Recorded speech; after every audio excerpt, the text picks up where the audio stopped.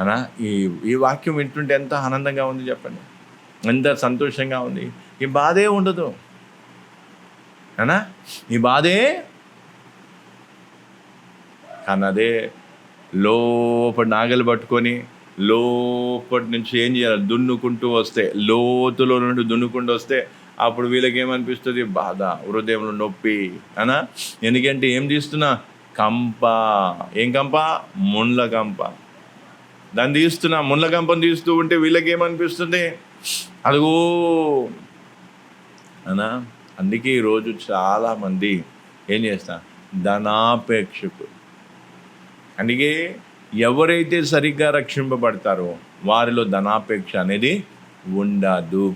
ఎందుకంటే సరి అయిన రీతిగా రక్షింపబడటం అంటే ఏంటిది, సేవకులు ఏం చేయాలి, దున్నాలి వాళ్ళ హృదయాన్ని, దున్ని సరి అయిన వాక్యాన్ని చల్లాలి. పేతురు కూడా అపోస్తుల కార్యంలో మొదటి ప్రసంగాన్ని చూస్తే ఏం చేశాడు, దున్నే పని చేశాడు. ఏం చేశాడు, దున్నే పని చేశాడు. ఆ దున్నే పని చేసిన కారణాన్ని బట్టి ఇప్పుడు ఏమవుతుంది, 3,000 మంది సరి అయిన రీతిగా అందుకే అప్పుడు వారు ధనాపేక్షకు, అంటే వారికి ఉన్న ఆస్తులకు, వారికి ఉన్న డబ్బుకు ప్రాధాన్యతను ఇవ్వకుండా సంఘములో దేవుని ప్రేమ కలిగి సంఘములో ఉన్న వారి కోసం వాళ్ళు చింతించారు.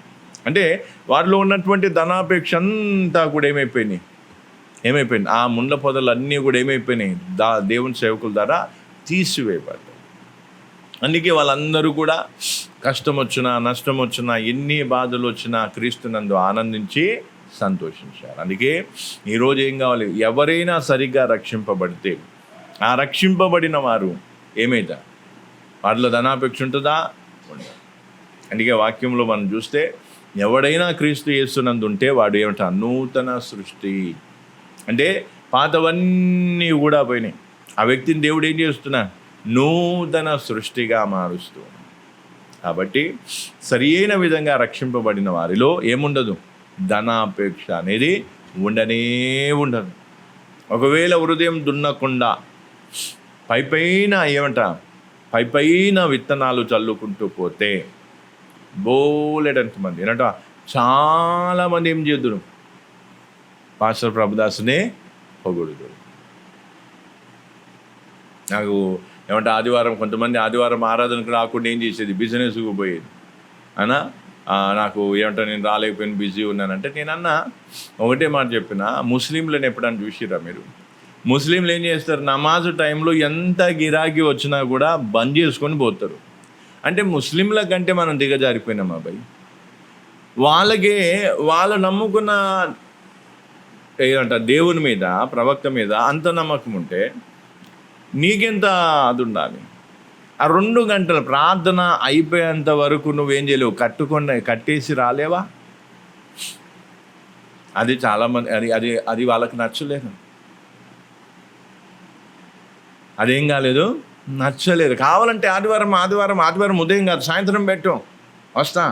ఎందుకంటే అక్కడ మేము ఏం చేయదు, నష్టపోతున్నాం. వాళ్ళు నష్టపోయేది ఏమీ లేదు, ప్రతి వారములో వచ్చే గిరాకీ వస్తూనే ఉంటుంది. అయినా కూడా వీళ్ళకి ఏం కాలేదు, మనసు ఆదివారం రోజే ఏం కావాలి. సరే ఆదివారం కావాలని పొద్దున్నే 5 గంటలకు 6 గంటలకు పెట్టుకున్నాం, ఒక 9:30కు నువ్వు బంద్ చేసి, ప్రార్థన టైం కల్లా బంద్ చేసి నువ్వు 2 గంటలు అయిపోయినాక పో.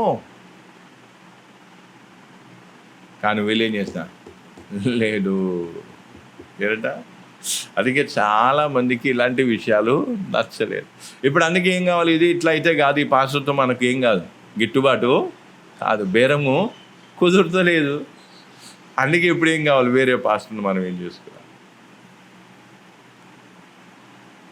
ఆ పాస్టర్ కూడా ఏమంటే, సరే బ్రదర్, ఎవరు చెప్పారు చేసుకో, పని ముందు దేవుడి తర్వాత నువ్వు చేసుకో, మంచిగా బిజినెస్ చేసుకో, హల్లెలూయా. ఆదివారం రోజు వచ్చిన ఆదాయంలోకి వెళ్ళి మళ్ళీ ఆదివారం సాయంత్రం పూట ఎప్పుడు ఏం చేయాలి. అందుకే వాళ్ళ జోలికి కూడా పోరు. ఆదివారం ఆరాధన ఉంటే వాళ్ళు ఒకవేళ రాకపోయినా కూడా నువ్వు ఎందుకు రాలేదనే విషయాన్ని వీళ్ళు అడగరు. ఎందుకు, వాళ్ళు సంపాదన మీద పడ్డారు, చేసుకో. ఒకవేళ మాట వరుసకుంటే చెప్తుండొచ్చు, బ్రదర్ అట్లా చేయొద్దు, మనము దేవుని బిడ్డలము, మనం ఆరాధనకు రావాలి అంటే వాళ్ళు కూడా ఏమంటారు, తలుపుతారు. అంతే. గట్టిగా చెప్పేవాళ్ళు, ఒట్టిగా చెప్పేవాళ్ళు ఎవరో వాళ్ళకు తెలిసిపోతుంది. ఇప్పుడు ఉదాహరణకి ఇప్పుడు యాకోబు ఏం ఏదో 2 మాట్లాడలా, నలుగురు ముందు ఏదో ఆయనను బెదిరించినట్టు. ఆయన కూడా అర్థమవుతుంది, ఈయన గట్టిగా చెప్తుండు, టీ చెప్తుండ అనేసరికి ఆయన ఏమనుకుంటాడు, నవ్వుకుంటాడు, సర్లే ఏదో వాళ్ళ గురించి చెప్పినట్టున్నాడులే. గట్టిగా చెప్తే అది వేరే ఉంటుంది, ఆ మాట తీరే. అందుకే ఈరోజు చాలామందికి ఏంటంట, ధనాపేక్షకులు, డబ్బు మీద ఉన్న వ్యామోహం కారణాన్ని బట్టి వాళ్ళు నిత్య జీవం పొందరు. ఎంతమంది పాస్టర్లు మార్చుకున్నా, ఎన్ని చర్చిలకు పోయినా, ఎంత ఉపదేశం డప్పు కొట్టుకున్నా వాళ్ళు వాక్యంలో ఫలించరు. అది నా శాపం కాదు, వాస్తవం. అంతేనా? ఇట్లా అన్నామనుకో, శాపనార్థాలు పెట్టింది. ఎవరండి నీకెందుకు శాపనార్థం? నువ్వే శాపగ్రస్తమైన జీవితాన్ని జీవిస్తూ ఉంటే నేనెందుకు శాపనార్థాలు పెట్టాలా? నేను వెర్రుని అయితే పెడతా. అర్థమవుతుందా? ఇప్పుడు యాకోబు ఏం చేస్తున్నా, డ్రైవింగ్ చేసుకుంటూ పోతున్నా, ఎదురుగా పెద్ద గొంతుంది, ఆ గొంతులో ఎట్లాగో పడబోతున్నాడు, పడి గాయాలు అయ్యి ఆయనకు హాని చేసుకోబోతుంది. అప్పుడు నేను అంటే నువ్వు గుంతలో పడతావు అని చెప్తున్నా. నేను చెప్పినా చెప్పకపోయినా పడతాడు. అర్థమైంది? శాపగ్రస్తమైన జీవితాలు జీవించేవారు, వాళ్ళకు మనం ఏదో అనాల్సిన అవసరం, వాళ్ళు జీవించేదే శాపగ్రస్తమైన జీవితం. అందుకే అలాంటి వారు దేవుని వాక్యంలో ఫలించరు అంటే అది శాపం కాదు, అది వాక్యం. వాక్యములు ఏముంది? చాలా స్పష్టంగా రాసింది. ఏముందంట, ముళ్ళ పొదల్లో చల్లబడినటువంటి విత్తనాలు ఏం కావంట, ఫలించగా నిష్ఫలులవుతారు. అందుకే అలాంటి వారిలో దేవుని వాక్యానికి, దేవుని సన్నిధికి, సంఘానికి, వీటికి చోటు ఉండదు. అందుకే ఈరోజు ఏం కావాలి? దున్నాలి. ఏం చేయాలి? దున్నాలి. హల్లెలూయా. అనా దున్నటం కావాలా, లేకపోతే ఏం కావాలి? చల్లటం కావాలి. దున్నటం అంటారు కానీ దున్నే టైంకి వచ్చేసరికి మొఖాలు మారు. ఎందుకంటే ఇంత కఠినంగా ఉండొద్దు. అందుకే చాలామంది ఇప్పుడు నేను మామూలుగా ప్రవర్తించిన దాన్ని బట్టి బాధపడిన దానికంటే ఎక్కువగా వాక్యం చెప్పినప్పుడు బాధపడతారు చాలా. నాకు అదేందో అర్థం కాదు. సరే, నేను మామూలుగా ఒక మనిషిని ఏదో కొంచెం దుడుసుగా ఏదో కొంచెం మాట్లాడితే ఏమైంది? సరే, దాన్ని బట్టి బాధపడితే ఒక అర్థం పడతాం. ఎందుకంటే సరే, నేను నాలో ఉన్న లోపాన్ని బట్టో లేదా నేను నా దురుసుతనాన్ని బట్టో బాధపడ్డాను. అని వాక్యం చెప్పినప్పుడే అభ్యంతర పడుతున్నారంటే దానికి అర్థం ఏంటిది? అందుకే ఈరోజు అర్థం చేసుకోవాల్సిన విషయం ఏమర్థం చేసుకోవాలి? దున్నబడాలి. అందుకే సరైన రక్షణ ఎవరైతే పొందుతారో ఆ రక్షణ పొందిన వారిలో ఏముండదు? ధనాపేక్ష అనేది ఉండదు. అందుకే సాతాను కూడా ఏం చేస్తాడు? వెంటనే ఎవరికి పడితే వాళ్ళకు ధనాపేక్షకులు బాప్టిజం తీసుకోవడానికి అర్హులు కానే కాదు. ఆ వ్యక్తిలో నుంచి ధనాపేక్ష పూర్తిగా ఏం కావాలి? పోవాలి. అదే ధనాపేక్ష ఒక విశ్వాసంలో కనిపిస్తుందంట. అది కూడా బాప్టిజం తీసుకుని డప్పులు కొట్టుకుంటారు. ధనాపేక్ష విశ్వాసంలో కనిపిస్తుందంటే అర్థం ఏంటిది? 2 ఉన్నాయి. ఒకటి, మొదటి నుంచే దున్నబడకపోయి ఉండొచ్చు. రెండవది, వాళ్ళు జాగ్రత్తగా లేని కారణం బట్టి సాతాను ప్రేరేపణ బట్టి వారిలో ఏమై ఉండొచ్చు? ధనాపేక్ష వచ్చి. అయితే ఇప్పుడు ధనాపేక్ష నాలో ఎందుకు వచ్చింది అనేది ఏం కావాలి? గమనించి. ప్రేరేపణ బట్టి వస్తే అది ఏమవుతుంది? దాన్ని కూడా మనం ఖండించి దాన్ని కూడా ఏం కావాలి? దుష్టునితో మనం పోరాటం చేయాల్సి వస్తుంది. లేదు, ఒకవేళ దున్నబడకుండా ధనాపేక్ష ముందు నుంచే ఉంటే అప్పుడు ఏమవుతుంది? మళ్ళీ మొదటి నుంచి దున్ని ఆ వ్యక్తి సరైన విధంగా బాప్టిజం అనేది సరైన రక్షణ కార్యం అనేది ఆ వ్యక్తిలో జరగాలి. లేదు, నామకే వస్తే మనం ఏం చేస్తాం? వచ్చేసి ప్రార్థన చేసినాం, వెళ్ళిపోయినాం అంటే కాదు. అందుకే ఈరోజు చాలామందితో వచ్చేటువంటి సమస్య ఏంటి? ధనాపేక్ష. ఏంటిది? ధనాపేక్ష. స్వార్థం గురించి చెప్పినా వీళ్ళకు నచ్చదు, ఇచ్చలు కోరికల గురించి చెప్పినా వీళ్ళకు నచ్చదు, ధనాపేక్ష గురించి చెప్పినా వీరికి ఎవరో ముండ్ల కంచెం తెచ్చుకొని నా మీద నేను వేసుకుంటానా, నా హృదయంలో నేను నింపుకుంటానా, నాకెందుకు అదేనా? ఇంకోటి, ధనాపేక్ష గురించి చెప్పడానికి కూడా ఏముండాలి? మనస్సాక్షి కూడా ఒప్పుకోలు ఉండాలి. మనస్సాక్షి కూడా ఏం చేయాలా? సెలవుపై నువ్వు చెప్పడానికి ఏం అంట, యు ఆర్ ఫిట్. ధనాపేక్ష గురించి చెప్పడానికి నువ్వు ఫిట్ కాబట్టి చెప్పు అని మనసాక్షి అయినా దేవుని ఆత్మనైనా ఏం కావాలి? లేదు. ఇప్పుడు ఇన్ని రోజులు ఏదో అట్లా ధనాపేక్ష అని ఒక 2 సార్లు చెప్పేసి ఆపేయలేదే. దాంట్లోనే మనం ఇంకా లోతులోకి పోతున్నాం. ఎందుకు పోతున్నా? ఏదో రాబట్టడానికి కాదు, ఉన్నది తీసేయడానికి. ఉన్నది ఏం చేయాలి? తీసేయాలి. అందుకే ధనాపేక్ష మనలో నుంచి ఏమైపోవాలి? పూర్తిగా తీసివేయబడాలి.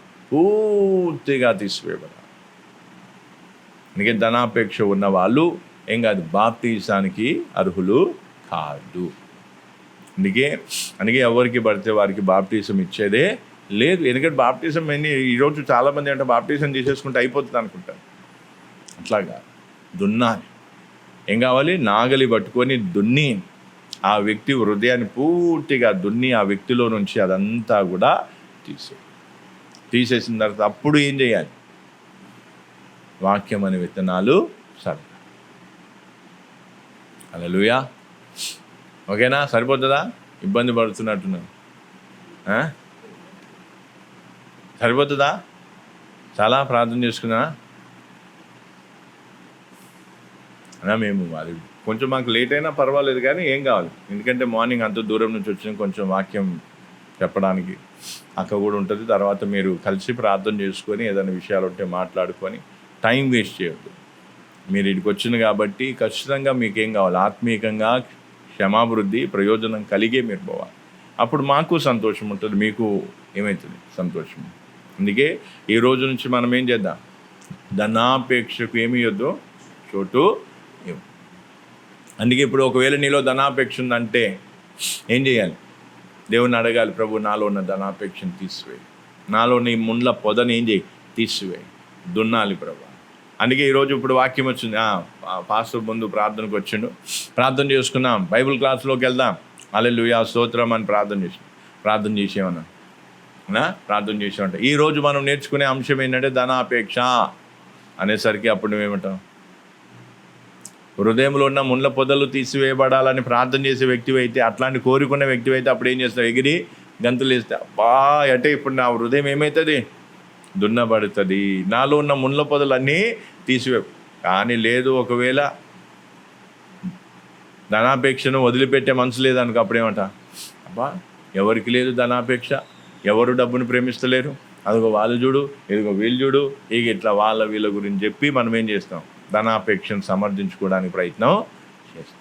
అందుకే ధనాపేక్ష అనేది ఏమాత్రం కూడా మనలో ఉండటానికి వీలు లేదు. అందుకే రక్షణ పొందని వాళ్ళు కూడా, బాప్టిజం తీసుకోవాలనుకున్న వాళ్ళు కూడా ఏమని ప్రార్థన చేయాలి? నాలో ఉన్నటువంటి ఈ రాళ్ళు, ఈ ముండ్ల పొదలు ఏవైతున్నాయా అని కూడా దున్నేసి తీసివేయమని దేవుడి ముందు ప్రార్థన. అప్పుడు దేవుడు ఏం చేస్తాడు? తన అభిషక్తుల్ని వాడుకొని నాగలి పెట్టి దున్ని అంత హృదయం అనే భూమిని పూర్తిగా మంచి యోగ్యమైన భూమిగా అప్పుడు వాక్యం అనే విత్తనాలు చల్లబడితే అవి నూరంతలుగా ఫలిస్తాయి. అందుకే ఈ రోజు నుంచి మనందరం కూడా ఏం చేద్దాం ప్రార్థన? ఏమని చేద్దాం ప్రార్థన?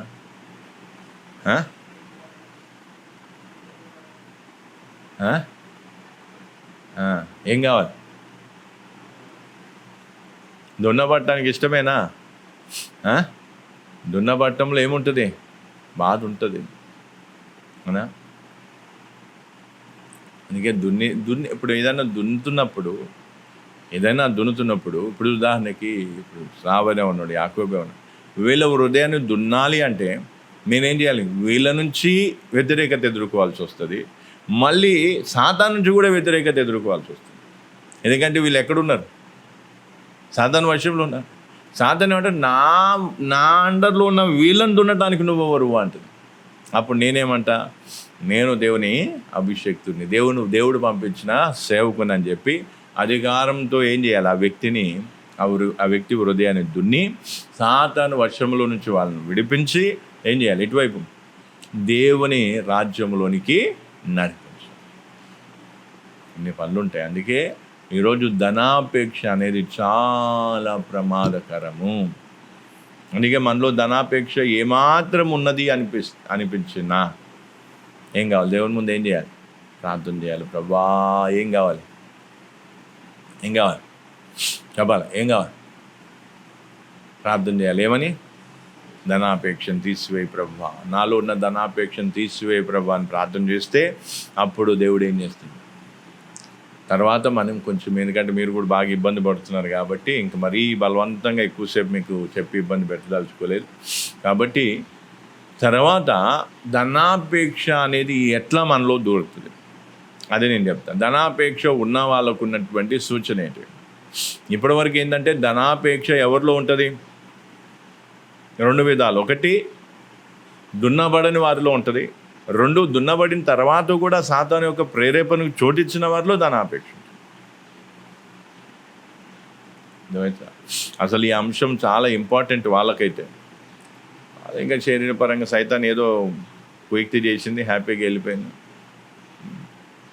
ఇంకా వాస్తవానికి అయితే ఇంటికి వచ్చిన తర్వాత కూడా ఏం వాక్యం చెప్పుకున్నారు అనేది మిమ్మల్ని అడగాల, లేదా నన్ను అడగాలి, లేదన్నా ఏమంట ఆమె సిస్టర్ నన్ను అడగాలి, ఏం వాక్యం చెప్పుకున్నారు, ఏంది కథ, ఏమైనా రాసుకున్నావా, మరి మేము కూడా ఏం చేసుకుంటాం, ఏదైనా ఆడియో వచ్చిందా, లేదా ఏం వీడియో చేసిందా, ఏమీ లేదు.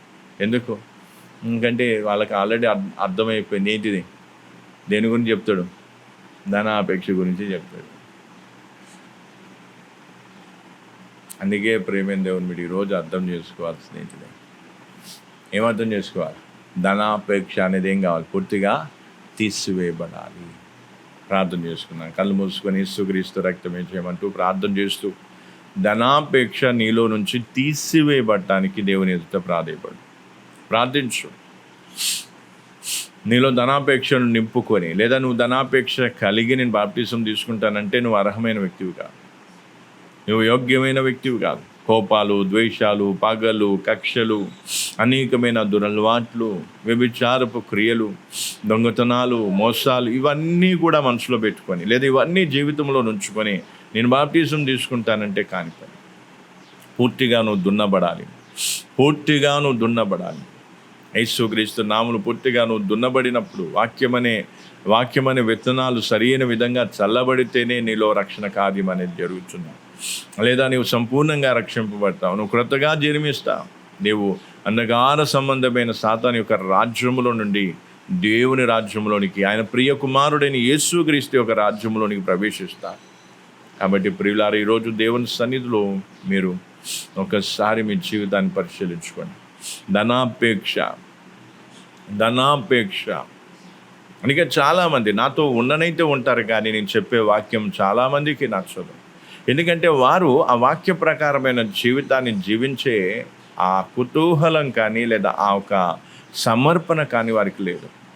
వాళ్ళకి తెలుసు మనం ఇక్కడ ఉంటే సరే, పాస్టర్ ప్రార్థన చేస్తే మాకు మేలు జరుగుతుంది. ఏదో వారి తాత్కాలికమైన మేలుల కోసం వాళ్ళు ఏం చేస్తూ ఉన్నారు. అందుకే ఈరోజు చాలామంది దున్నబడటానికి ఇష్టపడరు. ఏదో టైంపాస్ చేయాలి, ఏదో కొద్దిగా సమయాన్ని టైంపాస్ చేసుకుంటూ పోవాలి. హల్లెలూయా, హల్లెలూయా, హల్లెలూయా, హల్లెలూయా, హల్లెలూయా, హల్లెలూయా. రికరబా షదరికరబరబా, రికరబా షదరికరబరబా, షందరికరబరబా, షందరికరబరబా. హల్లెలూయా, హల్లెలూయా, హల్లెలూయా, హల్లెలూయా, హల్లెలూయా, హల్లెలూయా, హల్లెలూయా. ప్రభువా, పరిశుద్ధాత్మదేవా, సర్వశక్తిమంతుడా, మహోన్నతుడా, మహిమా స్వరూపి యేసు రాజా, హల్లెలూయా, హల్లెలూయా, హల్లెలూయా, హల్లెలూయా. పరిశుద్ధాత్మదేవా, నీకే వందనాలు, స్తోత్రాలు. స్తోత్రం, స్తోత్రం, స్తోత్రం, స్తోత్రం, స్తోత్రం, స్తోత్రం, స్తోత్రం, స్తోత్రం నాయన. హల్లెలూయా, హల్లెలూయా, హల్లెలూయా, హల్లెలూయా, హల్లెలూయా. దున్నబడే మనస్తత్వం నీకు, దున్నబడే ఆ మనస్సు నీకున్న ప్రభు, నన్ను సంపూర్ణ రక్షణలోనికి నడిపించమని. ఇంకా నువ్వు రహస్యంగా నీలో ఉన్న ధనాపేక్షను దాచినంత కాలం నువ్వు రక్షణ పొందుటకు అర్హత నీకు లేదు. సంఘములోనికి, జీవం గల దేవుని సంఘములోనికి చేర్చబడే అర్హత నీకు లేదు. అందుకే దయచేసి విషయాలన్నీ దృష్టిలో పెట్టుకోండి, ప్రార్థన చేయండి. సమయం ఎక్కువగా లేదు. హల్లెలూయా, హల్లెలూయా, హల్లెలూయా. రికరబా షదరికరబరబా, షందరికరబరబా, షదరికరబరబా, షందరికరబరబా. హల్లెలూయా, హల్లెలూయా, హల్లెలూయా, హల్లెలూయా. పరిశుద్ధుడా గొప్ప దేవా స్తోత్రం నాయన. ఈ ఉదయకాలపు బైబిల్ క్లాసును బట్టి నీకు వందనాలు. ఈ మాటలు ఒక్కొక్కరి హృదయాల్లో నీరు కట్టి ఫలింపచేయమని ప్రభు. అవును తండ్రి, ఎవరైతే సిన్సియర్గా దున్నబట్టడానికి ఇష్టపడుతున్నారో వారిని రానున్న దినాల్లో నీవే నీ వాక్యం చేత, నాగలు చేత దున్ని వారిని ప్రభు సంపూర్ణ రక్షణ కోసం సిద్ధపరచమని వేడుకొంచున్నాను. కనికరించు, మమ్మల్ని అందరినీ కూడా నువ్వు జ్ఞాపకం చేసుకో, దయ చూపించు. ప్రతి ఆటంకాన్ని, అభ్యంతరాన్ని పారదోలమని మిక్కిలి అల్పిన నన్ను కూడా నువ్వు వాడుకుంటున్న విధానం బట్టి నీకు వందనాలు. మమ్మల్ని అందరినీ నీ చేతిగా అప్పగించుకుంటూ యేసుక్రీస్తు నామములో అడిగి వేడుకొంచున్నాను తండ్రి, ఆమేన్. ప్రభువైన యేసుక్రీస్తు కృప, దేవుని ప్రేమ, పరిశుద్ధాత్మక సహవాసం మనందరికీ సదాకాలం తోడై ఉండును గాక. ఆమేన్.